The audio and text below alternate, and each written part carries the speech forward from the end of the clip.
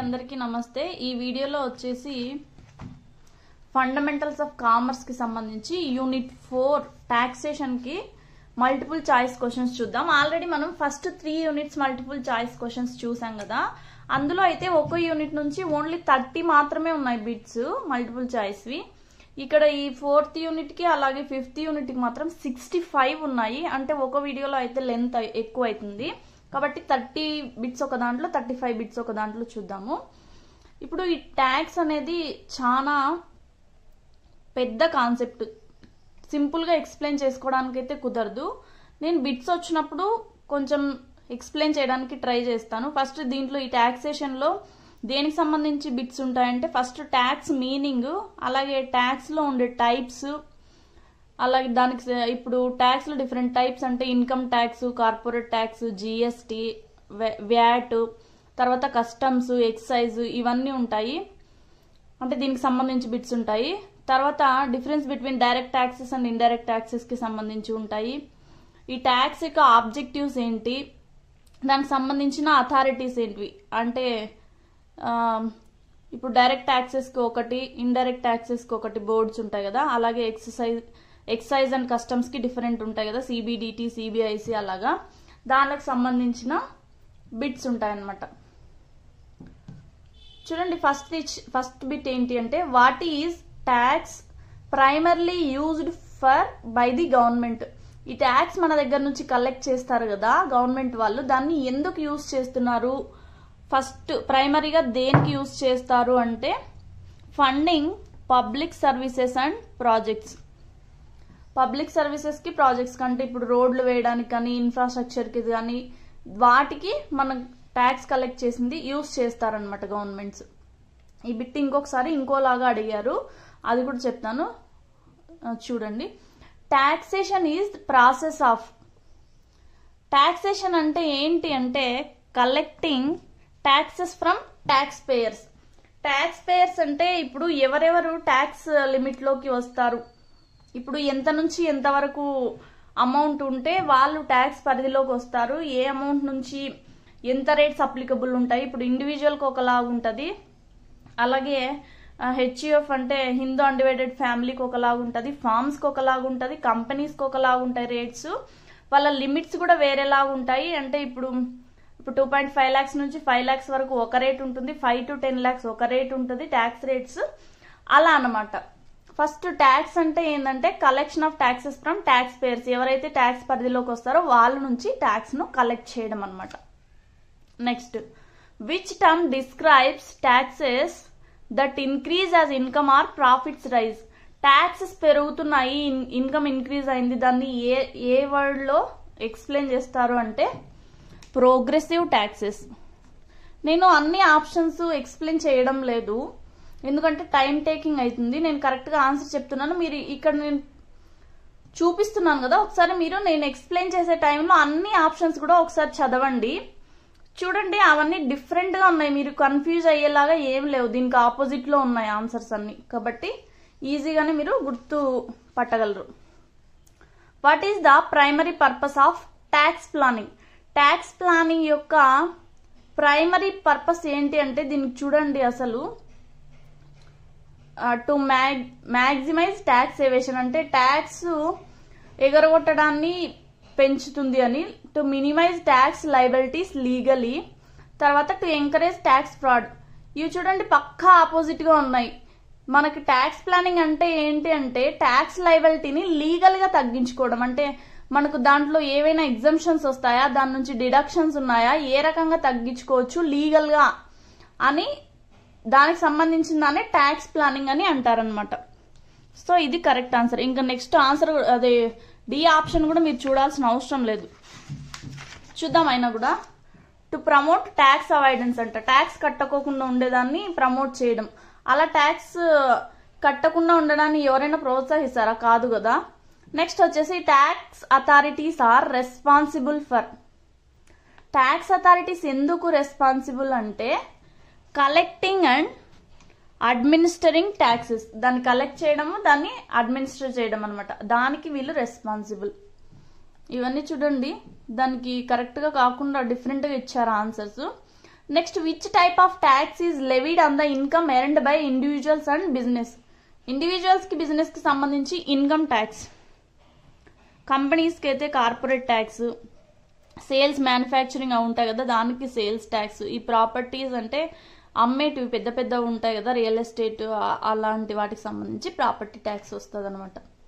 Sales tax is typically born by. Sales tax ఎవరు born చేస్తారు last కి అంటే ఎండ్ కన్జ్యూమర్స్. ఎందుకు అంటే చిన్న ఎగ్జాంపుల్ చెప్తాను. మనం ఒక సోప్ తీసుకున్నాం అనుకోండి, దాని మీద ఇన్క్లూజివ్ ఆఫ్ ఆల్ ట్యాక్సెస్ అని ఉంటుంది. అంటే ఫైనల్ గా ఎవరు ట్యాక్స్ పే చేస్తున్నారు అంటే మనమే, ఎవరైతే కొనుక్కుంటున్నారో లాస్ట్ కి ఫైనల్ యూసేజ్ ఎవరైతే చేస్తున్నారో కన్జ్యూమర్స్ వాళ్ళే ట్యాక్స్ పేయర్స్ అనమాట.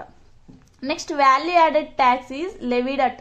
ఈ వాల్యూ యాడెడ్ ట్యాక్స్ అనేది ఎప్పుడు లెవీ చేస్తారు అంటే each stage of production or distribution, ప్రతి స్టేజ్ లోనూ ఉంటది. Next property tax is assessed based on the value of. Property tax అనేది ఏ వాల్యూ మీద అసెస్ చేస్తారు అంటే real estate properties. Property tax already ఇక్కడ వచ్చినప్పుడు మనం చెప్పుకున్నాం కదా ఈ బిట్ లో, దేనికి సంబంధించి ఉంటుంది అంటే property tax real estate properties. తర్వాత capital gains tax is applied to the profit earned from the sale of. Capital gains దేనికి సంబంధించి అంటే అసెట్స్, పెద్ద పెద్ద అసెట్స్ సేల్ చేసినప్పుడు ఇప్పుడు మార్కెట్ ప్రైస్ కి సేల్ ప్రైస్ కి డిఫరెన్స్ ఏదైతే ఉంటుందో దాని మీద క్యాపిటల్ గెయిన్స్ ట్యాక్స్ అనేది పడుతుంది అనమాట. What is the income tax primarily imposed on. First income tax అనేది దేని మీద ప్రైమర్ గా అంటే మొదటగా ఇంపోజ్ చేస్తారంటే ఇన్కమ్ సంపాదించిన సంపాదన మీద.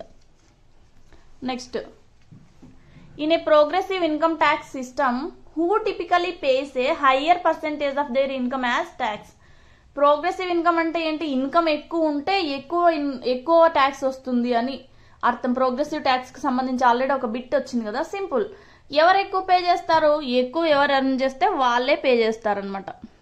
So higher income earners. Next income tax rates are divided into different tax brackets with each bracket having its. నేను చెప్పాను కదా లిమిట్స్ ఒక్కొక్కరికి ఒకలాగా ఉంటుంది. తర్వాత ఆ లిమిట్ దాటిన తర్వాత ట్యాక్స్ పర్సెంటేజెస్ కూడా డిఫరెంట్ గా ఉంటాయి. అంటే దానికి సంబంధించి ఆన్సర్ ఏంటంటే tax rate. This is the correct answer. Tax exemption కాదు, ట్యాక్స్ డిడక్షన్స్ కాదు, ట్యాక్స్ క్రెడిట్స్ కాదు, tax rates is the correct answer. ఇవన్నీ ట్యాక్స్ తగ్గించడానికి యూజ్ అయ్యేవి మీ రిమైనింగ్ ఆప్షన్స్ అన్ని కూడా. నెక్స్ట్ వచ్చేసి what reduces taxable income and subsequently tax liability. Taxable income ని ఏది తగ్గిస్తుంది, తర్వాత ట్యాక్స్ లయబిలిటీని కూడా ఏది తగ్గిస్తుంది అని అంటే ట్యాక్స్ క్రెడిట్స్. సారీ కొంచెం డిలే అయింది చెప్పడం. Who must file income tax returns annually reporting their income and claiming deductions or credits. ఎవరు యాన్యువల్ గా ఇన్కమ్ ట్యాక్స్ రిటర్న్స్ ఫైల్ చేయాలి అంటే tax payers. Corporate taxation is primarily based on taxable income of. Corporate taxation అంటే దేనికి సంబంధించి అని చెప్పాను నేను ఆల్రెడీ, కంపెనీస్ కి అలాగే కార్పొరేషన్స్ కి సంబంధించి. ఇండివిజువల్స్ కి అయితే ఇన్కమ్ ట్యాక్స్ చెప్పాను కదా నేను. In some jurisdictions corporate profits are subject to double taxation, meaning they are taxed at the corporate level and again when distributed to shareholders. కొన్ని జ్యూరిస్డిక్షన్ లో కార్పొరేట్ ప్రాఫిట్స్ ఎలా డబుల్ టైం టాక్సేషన్ జరుగుతుంది. ఎలాగో అంటే corporate లెవెల్లో company దగ్గర నుంచి company కూడా పే చేస్తుంది, తర్వాత షేర్ హోల్డర్స్ కి డిస్ట్రిబ్యూట్ చేసిన తర్వాత అక్కడ కూడా మళ్ళీ ట్యాక్స్ డిడక్ట్ అవుతుంది అనమాట. అంటే డబుల్ టాక్సేషన్ జరుగుతుంది, ఫస్ట్ కంపెనీ చేతిలో తర్వాత షేర్ హోల్డర్స్ చేతిలో.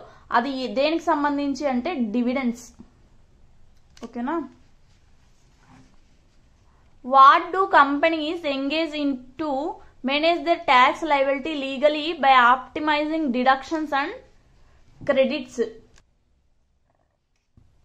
దీనికి ఆల్రెడీ మనం ట్యాక్స్ ప్లానింగ్ గురించి చెప్పాం కదా. లీగల్ గా ఎలా డిక్రీజ్ చేసుకోవాలి ట్యాక్స్ అనే దానికి సంబంధించి దాన్ని ట్యాక్స్ ప్లానింగ్ అని అంటారనమాట. Transfer pricing in corporate taxation refers to setting prices for transactions between related parties in accordance with. ఈ కార్పొరేట్ టాక్సేషన్ లో దేని బేస్ చేసుకొని ఈ ట్యాక్స్ అనేది ఉంటుంది అంటే ఆర్మ్స్ లెంత్ ప్రిన్సిపల్స్. దీనికి సంబంధించి ఇంకో బిట్ కూడా వస్తుంది, డిఫరెంట్ వేలో అడిగారు కానీ కాన్సెప్ట్ ఇదే. అక్కడ వచ్చినప్పుడు నేను మళ్ళీ అక్కడ కూడా చెప్తాను. నెక్స్ట్ వచ్చేసి what complex tax issues to multinational corporations often face on corporate taxation. ఈ కార్పొరేట్ టాక్సేషన్ లో వీళ్ళకి ఈ ట్యాక్స్ సంబంధించి వాళ్ళ కాంప్లెక్షన్స్ ఎక్కడ ఫేస్ చేస్తున్నారు అంటే ట్రాన్స్ఫర్ ప్రైజింగ్ కి సంబంధించి. దీనికి సంబంధించి కూడా ఇంకో బిట్ ఉంది. GST is a value added tax that primarily applies to supply of. GST అంటే ఏంది? Goods and service tax. అంటే బోత్ గూడ్స్ అండ్ సర్వీసెస్ కి సంబంధించి. ఓన్లీ గూడ్స్ కాదు, ఓన్లీ సర్వీసెస్ కాదు, ఇన్కమ్ కూడా కాదు, both goods and services. Under the GST system where is the tax revenue collected. GST system లో ట్యాక్స్ రెవెన్యూ అనేది ఎక్కడ కలెక్ట్ చేస్తారు అంటే ఇది కూడా same at the point of consumption. చివరిగా ఎవరైతే యూజ్ చేస్తున్నారో వాళ్ళ దగ్గర నుంచి.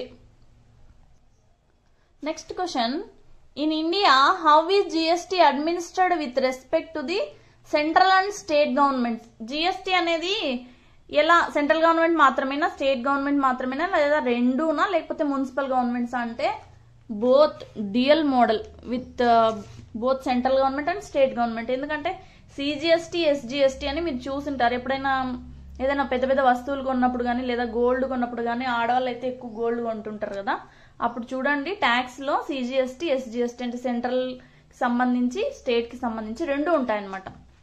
Next, what is the key feature of GST that allows businesses to claim credit for taxes paid on inputs against their output tax liability. జిఎస్టీలో inputs మీద tax pay చేసిండే దాన్ని అవుట్పుట్ ట్యాక్స్ మీద క్రెడిట్ గా కన్జంప్షన్ చేసుకోవడానికి ఏది అంటే input tax credit mechanism. ఇది యూజ్ అవుతుంది అనమాట. ఇన్పుట్స్ మీద పే చేసింటే మళ్ళీ దాని అవుట్పుట్స్ మీద పే చేయాల్సిన అవసరం ఉండదు. What is the range of GST rates implemented for the different goods and services in India?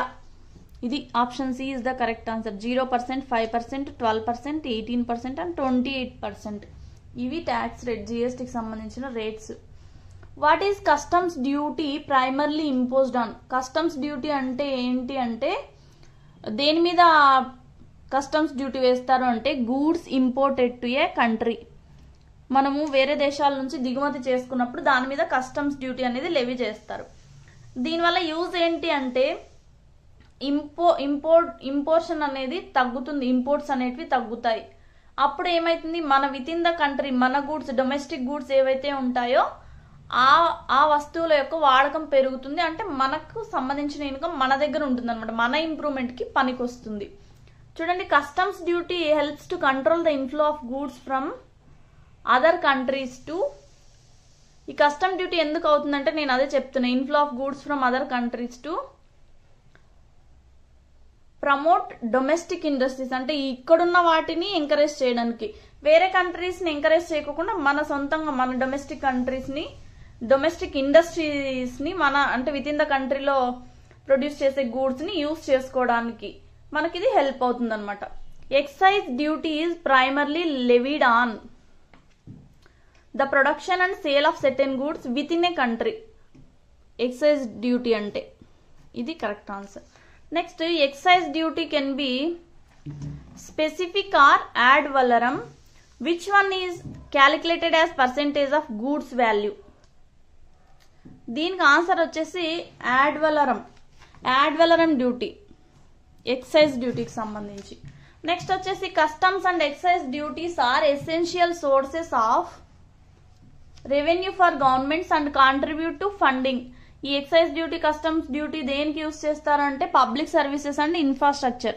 First income tax కి సంబంధించి కూడా పబ్లిక్ సర్వీసెస్ అండ్ ప్రాజెక్ట్స్ అని చెప్పుకున్నాం కదా. ఇక్కడ ఎక్సైజ్ అండ్ కస్టమ్స్ కి వచ్చేసి పబ్లిక్ సర్వీసెస్ తర్వాత ఇన్ఫ్రాస్ట్రక్చర్ అనమాట.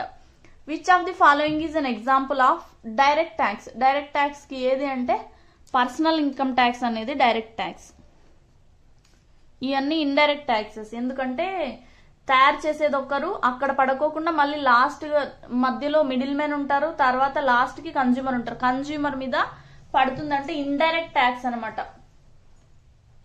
Next corporate income tax is levied on the profits earned by companies and corporations. మనం ఆల్రెడీ చెప్పుకున్నాం కదా కార్పొరేట్ ట్యాక్స్ అంటే దేనికి సంబంధించి. అలాగే capital gains tax is applied to profit earned from the sale of.